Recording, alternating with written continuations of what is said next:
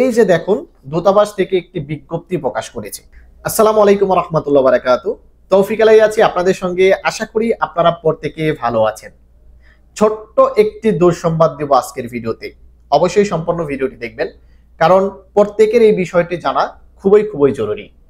আমরা যারা সৌদি আরবে আছি তারা কিন্তু প্রত্যেকেই জানি আমাদের যে পাসপোর্ট আছে, আমাদের জাতীয় পরিচয় পত্রের চাইতেও কিন্তু এটা গুরুত্বপূর্ণ।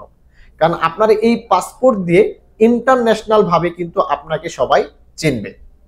তো এই পাসপোর্ট যারা বানাতে দিয়েছেন সৌদি আরবে থেকে, তাদের জন্য ছোট্ট একটি দুঃসংবাদ হচ্ছে, এই যে দেখুন, দূতাবাস থেকে একটি বিজ্ঞপ্তি প্রকাশ করেছে। তো এখানে যে কথাটা বলা হচ্ছে যে সৌদি আরবে বসবাসরত প্রবাসী বাংলাদেশিদের অবগতির জন্য জানানো যাচ্ছে যে ঢাকায় মেশিন রিডাবল পাসপোর্ট অর্থাৎ এমআরপি পেন্টিং এ যান্ত্রিক ত্রুটির কারণে পাসপোর্ট পেন্টিং হতে বিলম্ব হচ্ছে। সমস্যা উত্তোলনে কনসুলেট ঢাকাস্থ পাসপোর্ট অধিদপ্তরের সাথে যোগাযোগ অব্যাহত রেখেছে।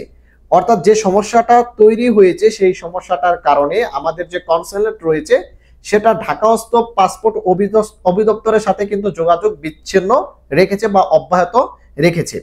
প্রবাসী বাংলাদেশিদের নির্ধারিত সময়ে পাসপোর্ট বিতরণ অসুবিধার জন্য কনসুলেট আন্তরিকভাবে দুঃখ প্রকাশ করছে। অর্থাৎ যাদের পাসপোর্ট দেওয়ার ডেট ছিল, মনে করেন যে অল্প কিছুদিনের ভিতরে পাসপোর্ট পাবেন, তারা হয়তোবা একটু বিলম্ব হবে, তারা কিছুদিন পর পাসপোর্ট পাবেন।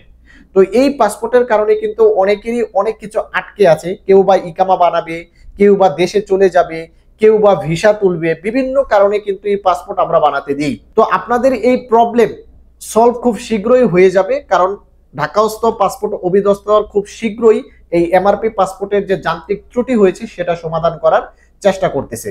কনসুলেট আপনাদেরকে এটাই বোঝানোর চেষ্টা করেছে এই বিজ্ঞপ্তিতে। আশা করি বন্ধুরা বুঝতে পেরেছেন। অবশ্যই সৌদি আরব প্রবাসীদের উপকারের জন্য ভিডিওটিকে শেয়ার করে দিবেন এবং আমার চ্যানেলটিতে যারা নতুন দর্শক অবশ্যই সাবস্ক্রাইব করে সঙ্গে থাকবেন। ভালো থাকবেন, সুস্থ থাকবেন। আসসালামু আলাইকুম।